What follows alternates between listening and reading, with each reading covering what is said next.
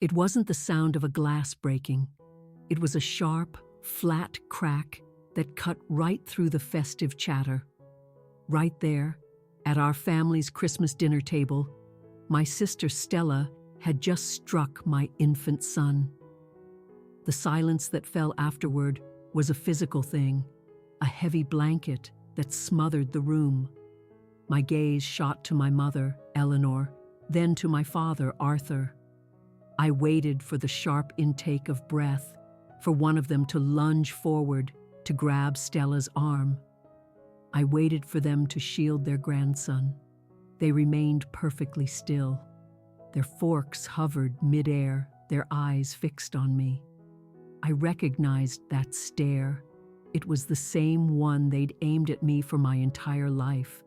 They were waiting for me to be the one to fix it. They were waiting for me to apologize for my son's reddening cheek, just to smooth things over. For 32 years, I would have choked down the injustice to restore their comfort, but not this time. Before I could fold into myself, my husband, Liam, was on his feet. He didn't raise his voice. He didn't slam the table. He just pinned my sister with a look of pure, cold ice. "Get out," he said. And in that single moment, the 32-year-old script of my life was finally set on fire. Before we get into the rest of this story, do me a quick favor and hit the like button, subscribe to the channel, and let me know in the comments where you're tuning in from. There was no single moment I can point to where I vanished. It was more like a slow fade, a gradual erosion of my presence, happening in a million tiny cuts until I was just a ghost haunting the hallways of my own home. In my childhood house, there were 4 of us, but the gravitational pull was always centered on 3. There was my father, Arthur, a man who loved grand gestures and loud opinions. My mother, Eleanor, was beautiful and perpetually worried, her main goal in life seeming to be maintaining a flawless facade for the world to see. And then there was Stella, my sister, 3 years my senior. She was the sun, and the rest of us were just planets in her orbit. If Stella was happy, the house filled with light. If Stella was upset, all activity ceased to tend to her sorrow. If she was angry, we all learned to walk on eggshells. I was just Chloe, the quiet one, the self-sufficient one, the one who never needed a thing. I can still feel the weight of a particular Tuesday evening when I was 8. Mom had made her pot roast, the one that made the whole house smell like home. We were all at the dining table. Tucked safely in my pocket was my math test, a big gold star gleaming at the top. It was my first ever perfect score. I was bursting with pride, my fingers tracing the crinkled edges of the paper, just waiting for the perfect lull in conversation to present my achievement. Dad was carving the meat. Mom was refilling the water glasses. "I have something to share," I said, but my voice was a little mouse, easily lost in the shuffle. I tried again, a bit louder. "I have some news." Dad glanced up. "What's that, Chloe? Could you pass the gravy?" I slid the gravy boat across the table. I got a perfect score. I got 100 on my math. That's when Stella's elbow knocked her water glass. A flood of ice water cascaded across the polished wood, soaking the lace tablecloth and dripping onto the floor. "Oh no!" Stella shrieked, bursting into tears as if on cue. It wasn't a cry of genuine distress. It was a performance of loud, theatrical panic. She looked at Mom, her eyes wide. "It just slipped. I didn't mean to. My hand feels weird."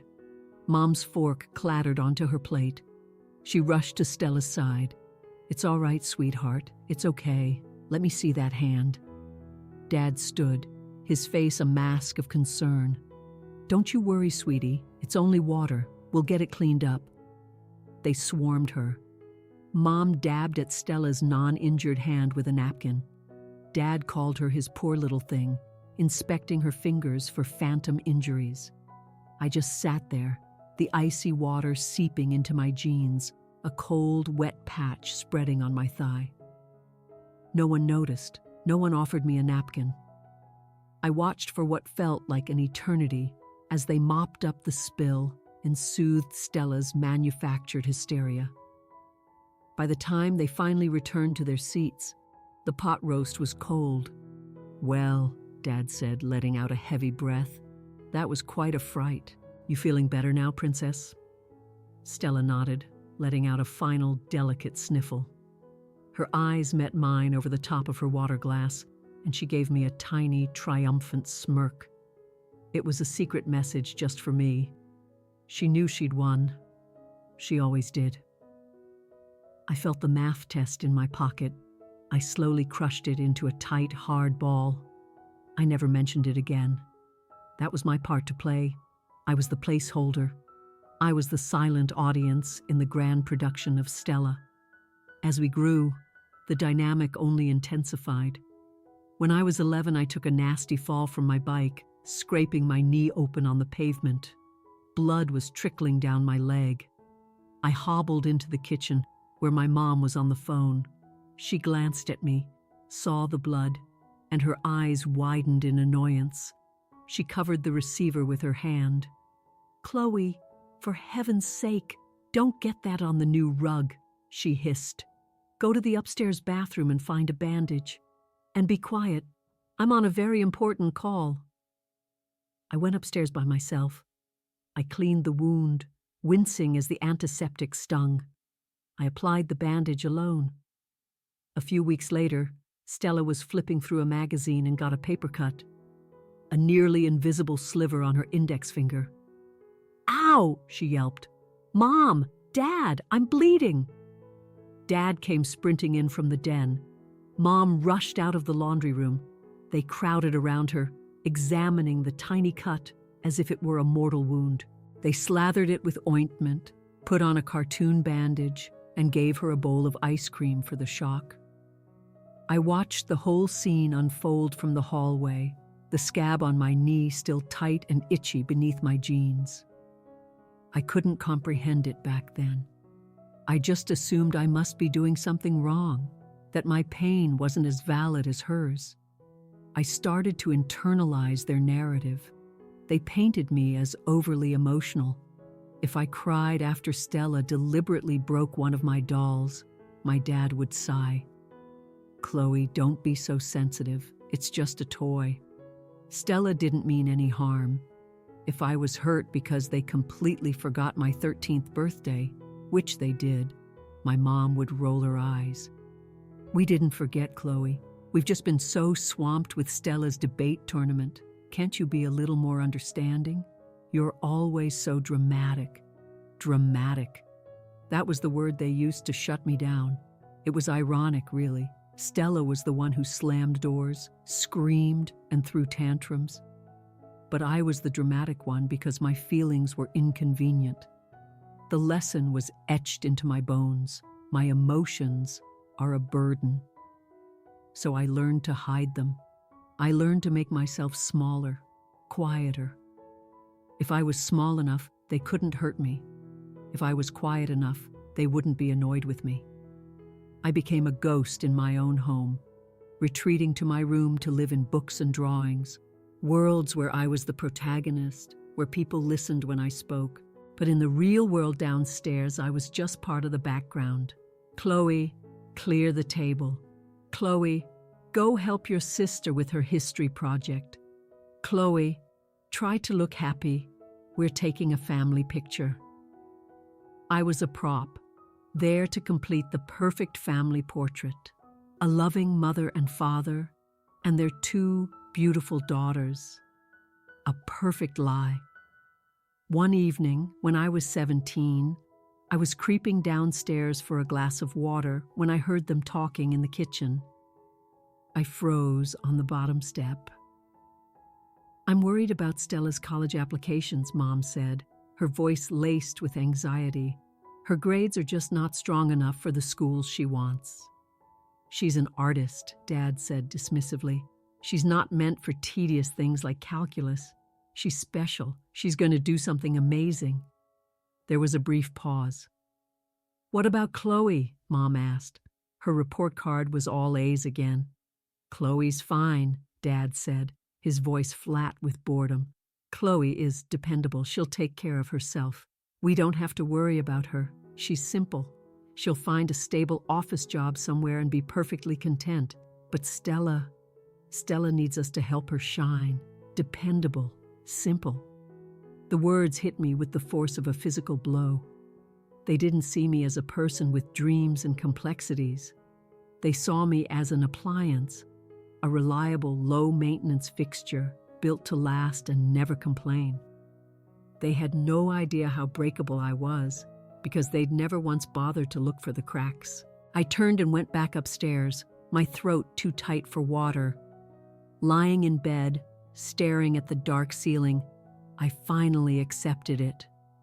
No matter what I accomplished, it would never be enough. I could win a Pulitzer Prize, and they'd just ask if I could help Stella pick out a dress for the awards ceremony. I stopped trying to earn their approval. I just focused on surviving them. I chose a college 4 hours away, not far enough, but the most distance I could manage. I harbored a secret hope that my absence would make them miss me, that some distance might grant them perspective. I was wrong. The phone calls were always brief and to the point. "Hi, Mom. Just wanted to let you know I made the dean's list," I'd say, my voice bright with forced cheer. "Oh, that's lovely, dear," she'd reply, her tone distracted. "Listen, I can't talk long. Stella is having a complete meltdown." Her new boyfriend stood her up. "Can you imagine? She's just beside herself. We're driving up to see her this weekend to take her mind off things." "Oh, okay. Well, I have my midterms. Good luck with that. Gotta go. Stella's on the other line." Click. They drove to see Stella at her university, which was only an hour from mine, at least once a month. They brought her care packages, took her out for expensive dinners, and covered her rent when she blew her allowance on designer clothes. In 4 years, they visited me once, for my graduation, and they managed to ruin that too. I graduated magna cum laude. I felt a rare surge of genuine pride as I walked across the stage, my cap sitting awkwardly on my head. I scanned the audience for their faces and found them, both looking down at their phones. Afterward, we went for a celebratory lunch.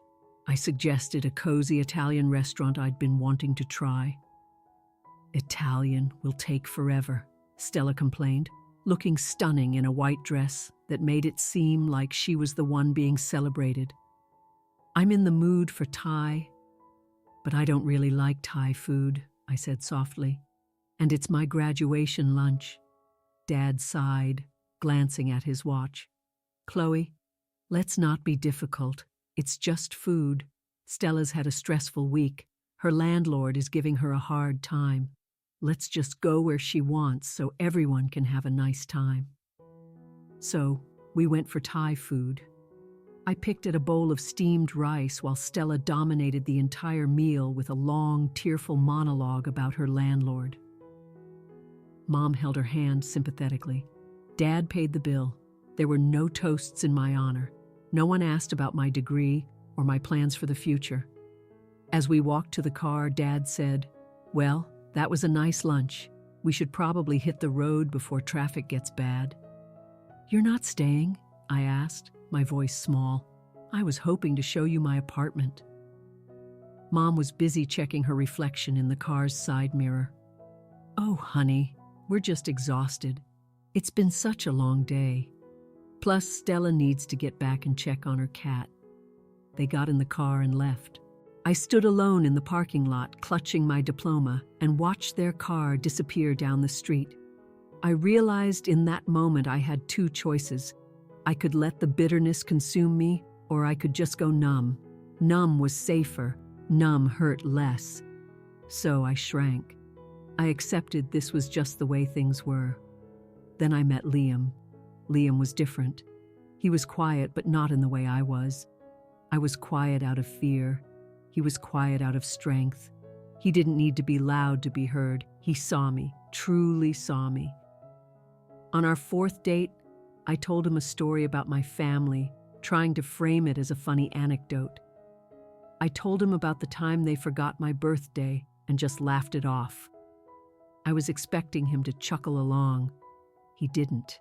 He put down his fork and looked at me, his expression serious. "That's not funny, Chloe," he said. "That's cruel." "Oh no, it's just them," I said, rushing to defend them out of habit. "They don't mean anything by it." "It's cruel," he repeated firmly. "You deserved better." I was speechless. No one had ever said I deserved better. I was terrified to introduce Liam to my family. "They can be a lot," I warned him. "Just try to ignore Stella if she starts getting dramatic." We went to my parents' house for dinner. Stella, of course, was late. She breezed in without an apology, tossing her coat onto a chair.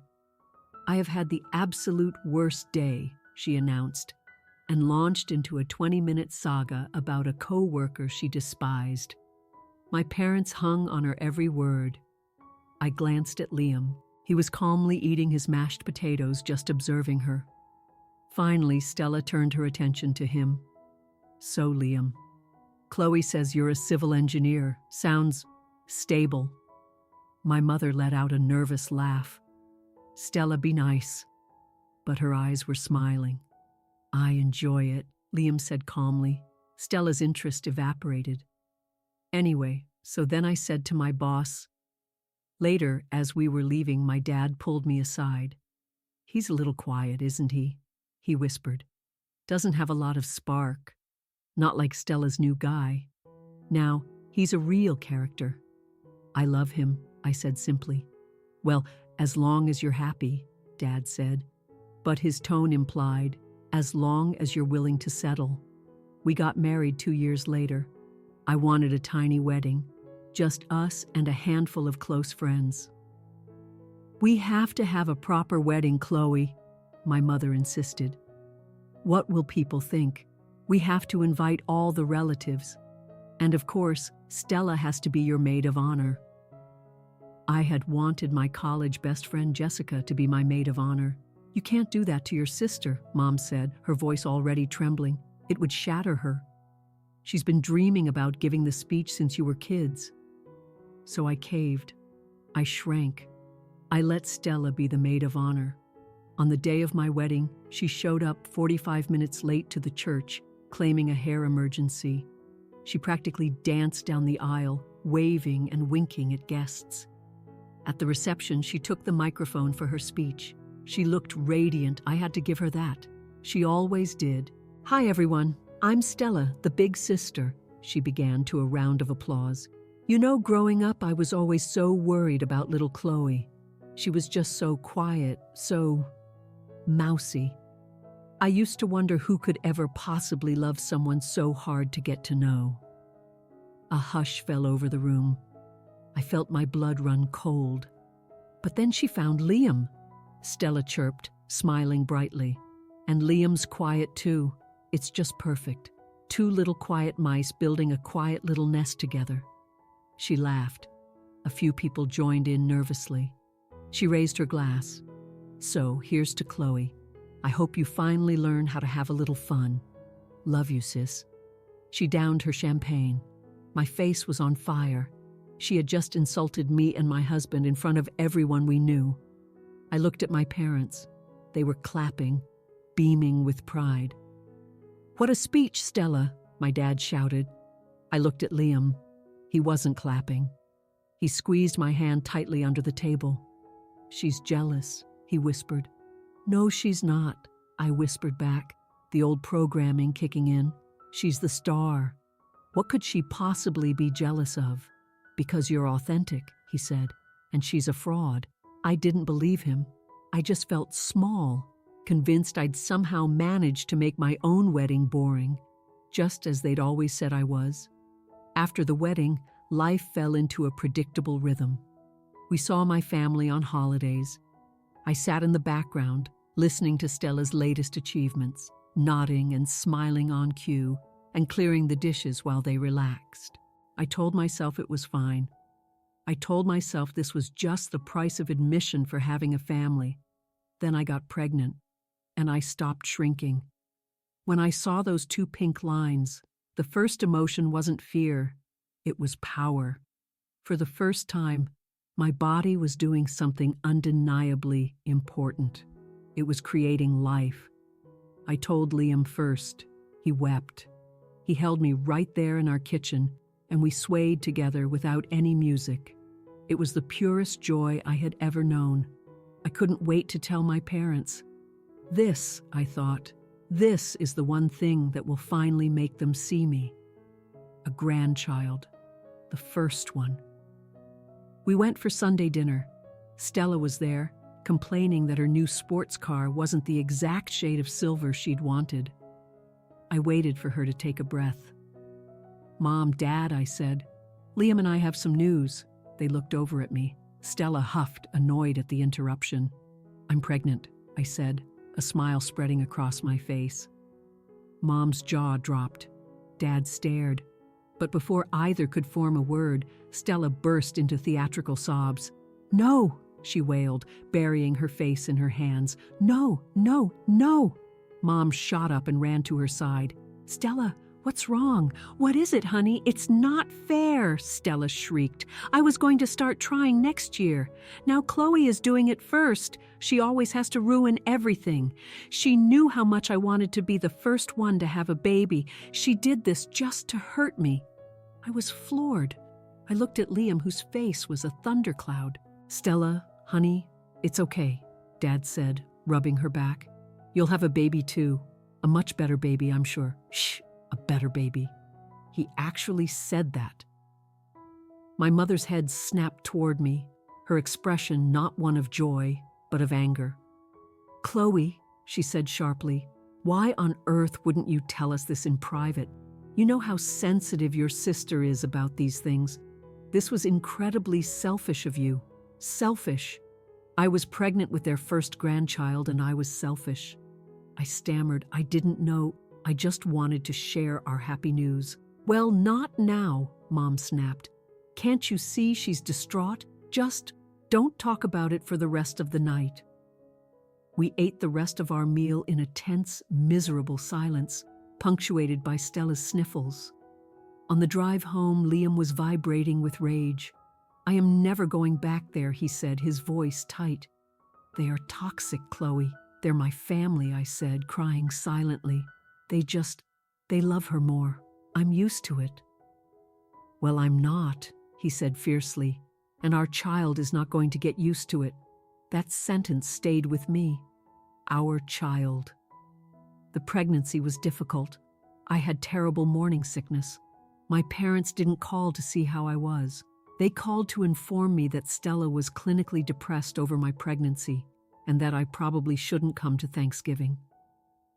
"It would just be too hard for her to see your belly," Mom explained.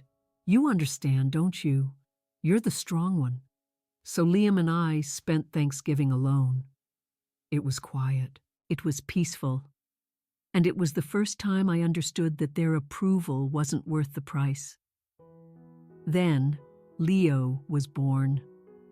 After a grueling 30-hour labor, he arrived, red-faced and screaming and perfect. The moment I saw his tiny face, I felt something shift deep inside me. It was like a dormant lioness waking from a long slumber.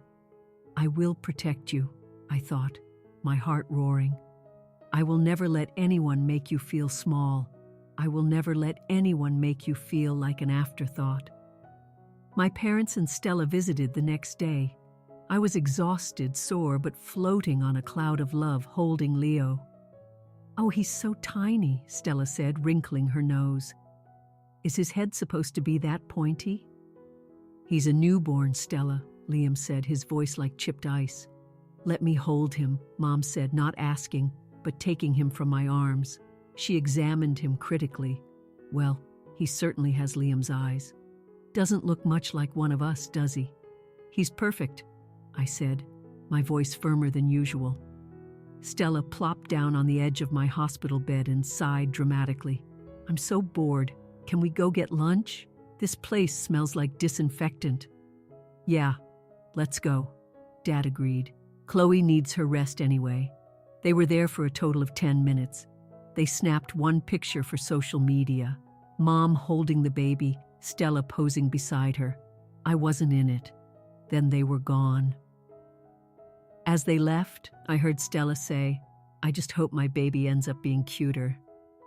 I looked at Liam. He was already holding my hand. They don't get to hurt him, I whispered. No, Liam said. They don't. For the first few months, I tried. I set boundaries. I told them to call before visiting. I told them Stella was not to smoke around the baby. They treated my rules as a joke. Oh, Chloe, don't be such a helicopter mom, Dad would say. You're so uptight. But I wasn't uptight, I was awake. I saw their behavior with painful clarity now. They talked over me, they ignored Liam, and they looked at Leo with a detached curiosity, as if he were a new puppy. And Stella was a threat. She resented Leo for stealing her spotlight. Whenever we visited, if Leo started to cry, she'd roll her eyes. Can you make him stop? That noise is so grating. He's a baby, Stella, I'd reply. He's spoiled, she'd snap back. You hold him way too much. She's right, Chloe, my mother would chime in. You're coddling him. Let him cry. We let you cry all the time, and you turned out fine. But I wasn't fine. I was scared. And then came Christmas, and the last thread holding me to them finally snapped. The drive to my parents' house on Christmas Day was heavy with dread. The sky was a flat, unforgiving gray. Liam drove, his jaw tight.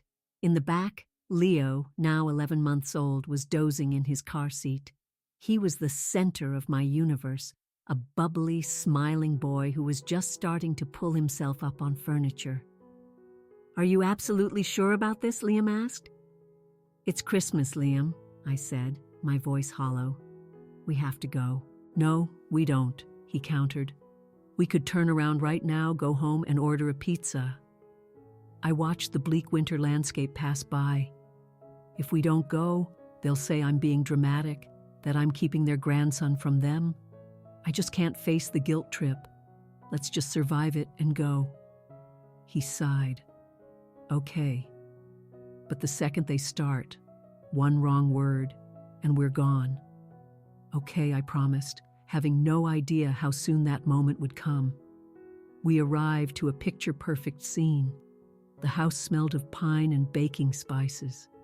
Mom was bustling in the kitchen, Dad was by the fireplace, and Stella was lounging on the sofa in an expensive-looking emerald green silk dress.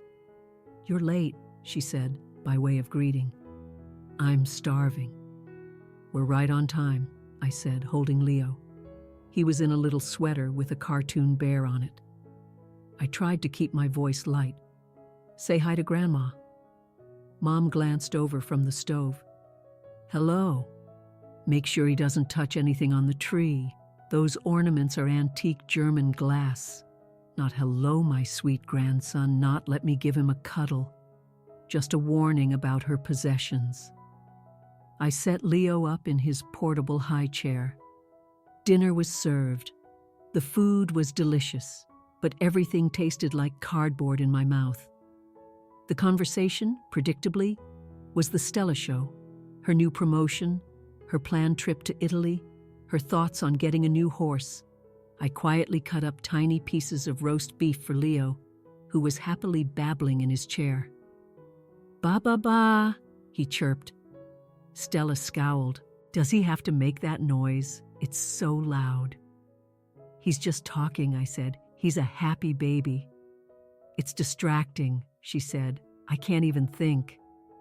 Then maybe you should stop talking for a minute, Liam muttered under his breath. The table fell silent. My father put down his fork. Liam, there's no call for that kind of attitude. She's being rude to an 11-month-old, Liam shot back. She's just sensitive to noise. Mom jumped in. Stella's always had very sensitive hearing. Chloe, maybe you could just take him into the living room for a few minutes until he quiets down. He is quiet, I said, my heart starting to pound. He's just having dinner with his family. Stella rolled her eyes and reached for the wine, and that's when it happened. Leo was waving his little plastic sippy cup, excited by the lights and the chatter. He swung his arm, and the cup slipped from his grasp. It flew through the air and hit Stella on the shoulder. It was a light plastic cup. A single drop of water landed on her silk dress. It was a complete accident, a baby being a baby. But Stella reacted as if she'd been stabbed. "You little monster," she screeched, leaping to her feet. The chair scraped violently against the wood floor. Her face was contorted with a rage that was terrifyingly out of proportion to the event. She turned on Leo, and she swung. Crack. She slapped him. She slapped my 11-month-old son across his face. It wasn't a tap. It was a full-force, open-handed slap. Leo's head jerked to the side. For one horrifying second, there was absolute silence. Then came a piercing, agonized shriek that shattered the entire world. My brain short-circuited. My sister slapped my baby. I looked at my parents. Dad was still chewing. He glanced from Stella to a screaming Leo and back again. He didn't get up. Mom's eyes were fixed on the dress. "Oh, Stella, is the silk stained?" she asked, her voice filled with concern. They didn't move. They just sat there waiting for me to fix it, waiting for me to apologize for Leo. But this time, the script was ash. I rose to my feet, my body trembling. I didn't even look at Stella. I went straight to Leo, unbuckled him, and clutched him to my chest. He was sobbing, his little body shuddering against me. Liam was standing beside me, a pillar of deadly calm. He looked at Stella. "Get out," he said. "He ruined my dress." Stella shrieked, pointing at my crying child. "Look at this spot. It's completely ruined." "Arthur, help her blot that," Mom said. I stared at my mother, incredulous. "She hit him," I said, my voice a strangled whisper. Mom waved her hand dismissively. "Oh, Chloe, don't be so dramatic. She barely grazed him. He threw something at her. He has to learn." "He is a baby," I said, my voice rising. "He's undisciplined," Dad chimed in, his tone stern. "Now sit down, Chloe. You're causing a scene on Christmas." In that instant, something inside me finally broke. The desperate little girl who just wanted her parents to love her finally died, and a mother took her place. "We're leaving," I said. "You can't leave," Mom said, aghast. "We haven't even had the pie." "I don't care about your pie," I said, the words feeling foreign and powerful in my mouth. "I care about my son." "If you walk out that door," Dad warned, his voice booming with authority, "don't you expect us to come chasing after you?" I looked at him, at my mother, at the empty chair where I had sat my whole life. "I'm counting on it," I said. Liam had already grabbed the diaper bag and our coats. We walked toward the door as Stella continued to scream about her dress, and my parents tried to console her. We stepped out into the cold gray air. I buckled Leo into his car seat, my hands shaking. I looked at his cheek. It was bright red. A perfect miniature handprint was already forming. I took out my phone and took a picture. Then I got in the car. Liam started the engine. As we pulled away, I didn't look back. The silence in the car was heavy, but it wasn't empty. It was full of the deafening sound of an ending. And for the first time in my 32 years, I didn't feel small. I felt powerful, because now I had proof, and I was done shrinking. The drive home from my parents' house felt like a lifetime. Normally, after any family function, I'd be weeping in the passenger seat, endlessly dissecting every word, asking Liam if I was too sensitive, if I had overreacted. But this time, I was bone dry. My eyes burned, but there were no tears. I just sat there, watching the white lines of the highway appear and disappear. In the back seat, Leo's cries had softened into exhausted whimpers. and he'd finally fallen asleep.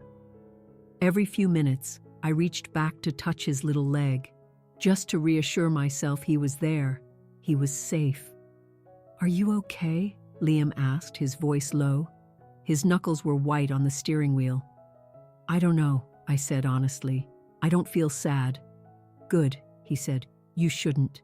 You should be furious." "I don't feel that either," I confessed, looking down at my steady hands.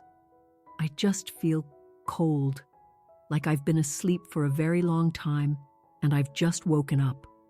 When we pulled into our driveway, our little house looked like a sanctuary. Inside, I carried Leo straight to his nursery. I gently laid him on the changing table under the soft glow of his nightlight. "I need the first aid kit," I told Liam. He brought it without a word. I examined Leo's face. The mark was undeniable. A faint but clear red handprint was emblazoned on his soft cheek. My heart seized. "She hit him," I whispered, the reality of it crashing down on me. "She really hit him."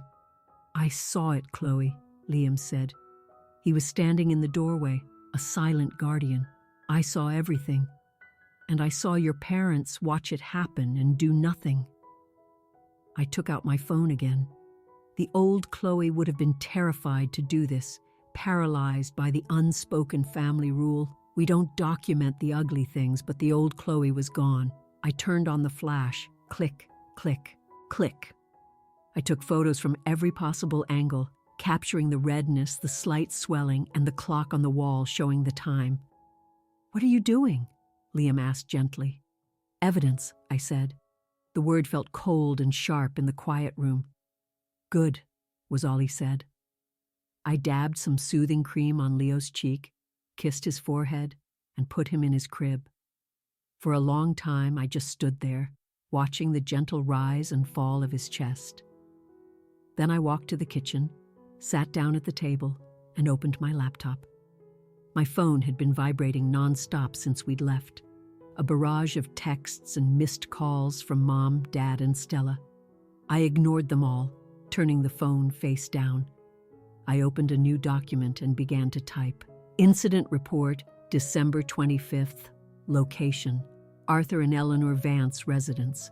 Time, approximately 2:15 p.m. My fingers flew across the keyboard. I wrote down every single detail, sticking to the cold, hard facts. Stella Vance became agitated after Leo Kelly, 11 months, accidentally dropped a plastic cup. Stella Vance struck Leo Kelly across the left side of his face with an open hand. Evelyn and Arthur Vance witnessed the assault and failed to intervene or offer aid. Stella Vance expressed concern only for her dress. As I typed, a floodgate of other memories opened. The time Stella shoved me down a flight of stairs when I was 12, resulting in a broken wrist she claimed was an accident. The time she stole my identity in college to open a credit card, which my parents paid off and told me to keep quiet about to protect her future.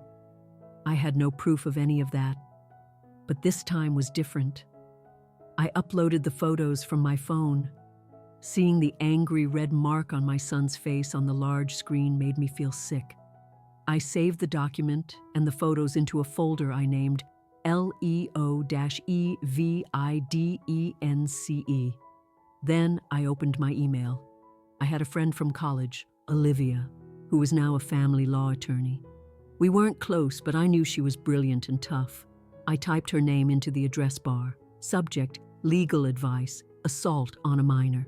Hi, Olivia. I hope you're having a good holiday. I'm writing because something happened today. My sister assaulted my son. My parents witnessed it and did nothing. I'm attaching photographs and a detailed account of the incident. I need to know my legal options. I want to ensure she can never get near him again. Please let me know if you can help. Best, Chloe. My finger hovered over the send button. This was it, the point of no return. Sending this email wasn't just starting a family fight, it was declaring war. I was breaking the code of silence and exposing their perfect family for the sham it was. My mother's voice echoed in my head. Don't air our dirty laundry, Chloe. Don't be so dramatic. I glanced toward the nursery door. I pictured the red handprint on my son's face. I pressed send. A moment later, the screen confirmed. Message sent. I leaned back, the tension draining out of me, replaced by a strange calm. I finally picked up my phone. 14 missed calls, 8 texts. Chloe, pick up the phone. You are being utterly ridiculous. Mom. Madison is beside herself with tears. She's terribly upset that you left like that. Mom, you have ruined Christmas. Come back here and apologize to your sister immediately. Dad, he stained my dress, Chloe. You owe me $350 for the silk. Stella, I read every message. The usual wave of panic and guilt didn't come. I felt nothing but a cold, clear certainty. They weren't worried about Leo. They didn't ask if he was okay. They were worried about a dress and their holiday schedule. I screenshotted every single message and added them to the evidence folder. Documentation, I said out loud to the empty kitchen. Liam came in and placed a mug of tea in front of me. Did you do it? He asked. Yes, I said. I emailed Olivia. He nodded, pulling up a chair beside me. I'm proud of you, he said, taking my hand. They're going to hate me, Liam, I whispered. They're going to tell everyone I'm insane, that I'm the villain. Let them, he said. We have the truth. I took a sip of tea. I'm never going back, not to that table, not to that role. I'm done being the quiet one. I know, he said. We sat there in the growing darkness as a gentle snow began to fall outside. It was the first truly peaceful Christmas I could remember. 2 days of my silence drove them into a frenzy. I was always the one to break first, to call and beg for forgiveness. My refusal to engage was a language they didn't understand. On the 3rd day, my mother's car screeched into my driveway. I saw her march up the path, her coat unbuttoned, her hair a mess. She pounded on the door. Leo, who was playing on the floor, jumped at the noise. Liam quietly scooped him up and took him out to the backyard as we'd planned. No one was seeing Leo until I said so. I opened the door. Finally, she said, pushing past me. Why haven't you been answering your phone? We have been sick with worry. Worried about what, Mom? I asked, keeping my hand on the doorknob. About Stella, of course. She's a complete wreck, Chloe. She hasn't eaten in 2 days. She feels just awful. She feels awful, I repeated flatly. My son has a bruise on his face. Oh, stop it, she snapped. It was a reflex. You know how Stella is. She was startled. She didn't mean it. She hit him, Mom. She was upset, Mom shouted. She's under a lot of pressure, and the baby was screaming and her dress. It was a bad moment.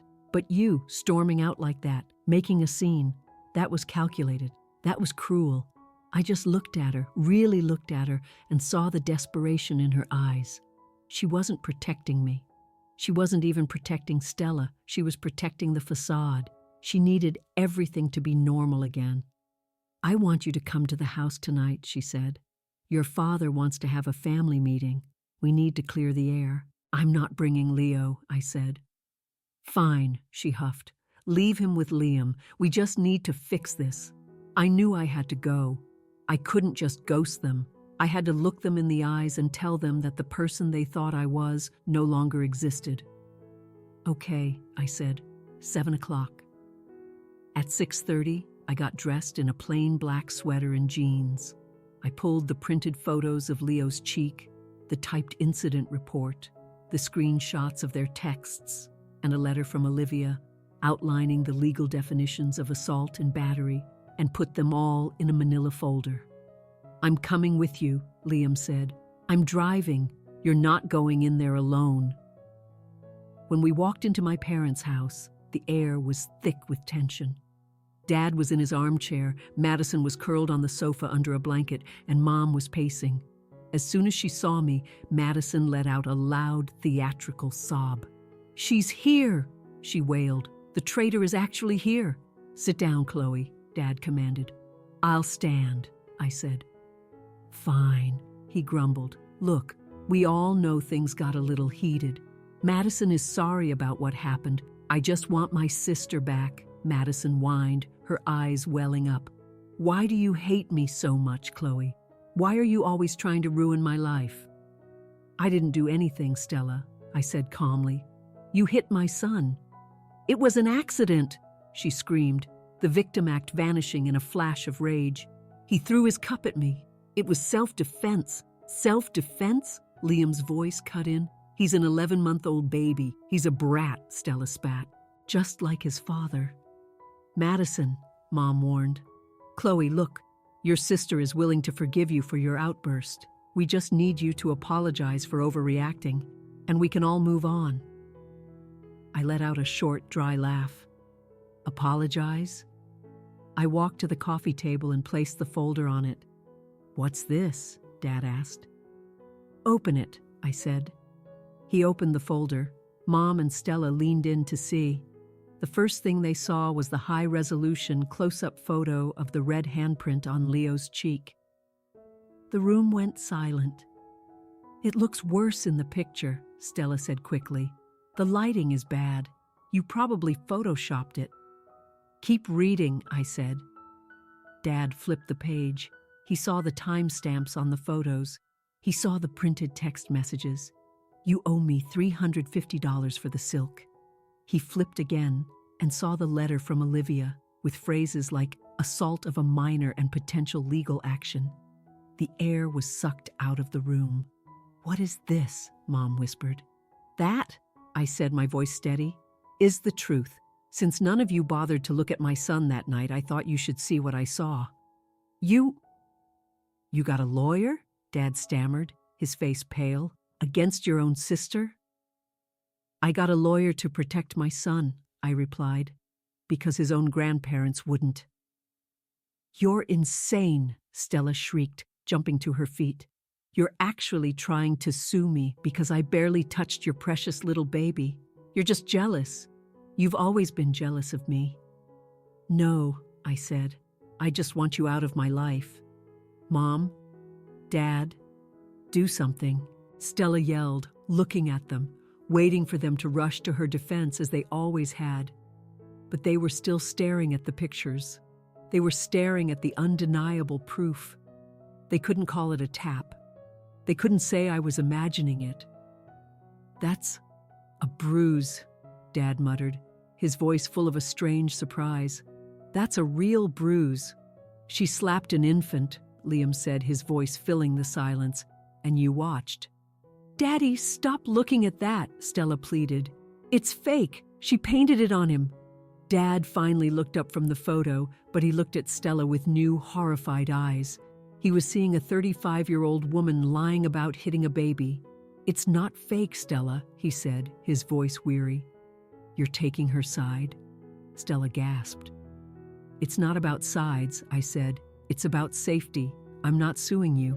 Not yet. But this, I pointed to the folder, is my insurance policy. If you ever come near my son again, if you ever try to guilt me into silence again, I will file a police report. I will show this to everyone. Chloe, Mom sobbed, please, we're family. No, I said, we're relatives. Liam and Leo are my family. I turned to leave. Wait, Stella said, her voice low and venomous. If you walk out that door, don't ever come back. You'll be dead to us. I stopped and looked back at her. For the first time, she looked small and pathetic. I was dead to you a long time ago, Stella, I said. I was just a ghost you kept around to fill a chair. But now I'm alive. I opened the door and walked out into the cold night air. Liam followed, and we left the folder on the table. A permanent monument to the night the silence was finally broken. We didn't hear the explosion, but we felt the shockwaves for weeks.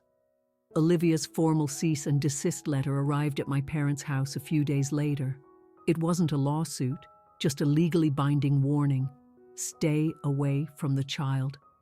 To my family, it was a declaration of war. My mother called me, her voice thin and reedy. Stella's gone, she said. She packed her bags and left. She said we betrayed her because we didn't throw you out of the house after you brought those pictures. Where did she go? I asked, pausing from slicing an apple for Leo. She's staying with a friend. She's blocked our numbers. She said she won't come back until we apologize and cut you out of the will. I almost laughed. What are you going to do? I asked. There was a long pause. I don't know, Mom said, her voice cracking. It's so quiet here, Chloe. The house feels so empty. She was fishing, hoping I would say, I'll come over, Mom. I'll fill the silence. She wanted me to step back into the role of the fixer. I'm sorry you're lonely, Mom, I said gently, but I can't fix this for you. But don't you miss us? She asked. We're your parents. I miss the idea of parents who would protect my son, I replied. I haven't met them yet. We didn't realize how bad it was, Chloe, she cried. We were just so used to Stella being Stella. You knew, I said softly. You just didn't care because it was only happening to me. Now that there's legal proof, now you care. That's not fair, she sobbed. It's the truth, I said, and I'm done with anything less. I hung up, my hand shaking. A week later, a cousin sent me a screenshot of Stella's new Facebook post, a long, rambling tirade about toxic family members who twist the truth and turn parents against their own children. She got dozens of supportive comments. Marcus asked if I wanted to respond, to post the picture of Leo's bruise. No, I said. Let her have her audience. I have my peace. I realized Stella's power was fueled by attention, any kind of attention. By refusing to engage, I had made myself irrelevant to her, and she couldn't stand it. Without their golden child to manage, my parents began to unravel. Dad called Liam. I know I messed up, he said, his voice thick. I saw the bruise. I should have done something. Yes, you should have. Liam said coolly, I want to fix this. I want to see my grandson. Liam looked at me. I shook my head. Not yet. We need time, Arthur, Liam said. You can't fix 32 years of this with one phone call. If and when Chloe is ready, she will reach out. Okay, Dad said, his voice sounding small and old. Just tell her I love her. He said he loves me, I whispered after Liam hung up. Do you believe him? Liam asked. I think he loves the idea of me, I said. But he has a lot of work to do before he can actually know me. The winter thawed into a tentative spring. My life became wonderfully small and quiet. No crisis calls, no dramatic emergencies, no tense Sunday dinners. I had more energy. I laughed more. My shoulders, which I hadn't realized were permanently hunched up by my ears, finally relaxed. One Saturday, I ran into my mother in the cereal aisle at the grocery store. She looked tired and sad. My first instinct was to hide, but I stopped myself. I pushed my cart forward. Hi, Mom. She jumped, and her eyes filled with tears. Chloe, you look well. I am, I said. How is the baby? She asked, afraid to say his name. Leo is great. He's crawling everywhere. Oh, she said, looking down. I missed it. I missed him crawling. Yes, I said, not unkindly. You did. We stood there for a moment. Is Stella still gone? I asked. She nodded. She moved to New York. Says this town is too small for her. She texts to ask for money, but she won't speak to your father. I'm sorry you're hurting, I said. But my life is peaceful now, Mom. For the very first time. She looked at me, really seeing the woman I'd become. But maybe, I added, offering a fragile branch. Maybe in a little while, if you and Dad were to go to therapy, if you were willing to understand why I had to leave. Therapy? She looked horrified. People who want to see their grandson do, I said gently. She stared at me, then gave a slow, hesitant nod. Okay, she whispered. "I'll tell your father." As I walked away, she called my name. "I'm proud of you, Chloe," she said, the words sounding foreign on her tongue. "You're a good mother." "I know," I said, and a real smile touched my lips. It was a warm Sunday in May. Liam was at the grill. Leo, now 14 months old, was standing unsteadily on the lawn, his hands gripping a small plastic chair. I was watching him from the porch steps when my phone buzzed. It was a text from my dad. We had our first session with Dr. Evans. It was hard. "Your mother cried a lot. But we're going back next week." I smiled, but I didn't reply. The action was enough. They were trying. It would be a long road. Maybe we would never have that storybook family reunion. Maybe I would always need to love them from a safe distance. And that was okay. The happy ending wasn't them begging for my forgiveness. The happy ending was this quiet confidence, this freedom. "Chloe, look," Liam called out. I looked up just as Leo let go of the chair. He wobbled for a second, a huge, toothy grin on his face. Then he took a step, and another, before tumbling onto the soft grass, giggling. I rushed over and scooped him into my arms, spinning him around. "You did it! You walked!" Liam joined us, wrapping us both in a hug. In that moment, surrounded by sunshine and laughter, the memory of that Christmas dinner felt like a story about someone else, a black and white film from a past life. I looked at my son's perfect, happy face. He would never have to fight to be seen. He would never be silenced. Because he had me. For years, I believed silence was weakness. But as I stood there, holding my entire world, I finally understood. Real strength is quiet. It's the stroke of a pen on a legal document. It's the refusal to engage in a pointless fight. It's the boundary you draw and hold. It's walking away from a table where you're not valued and building your own. "Ready for lunch?" Liam asked, smiling at me. "Yes," I said. "I'm ready." We sat at our little picnic table, just the three of us. Every seat was taken, and it was more than enough.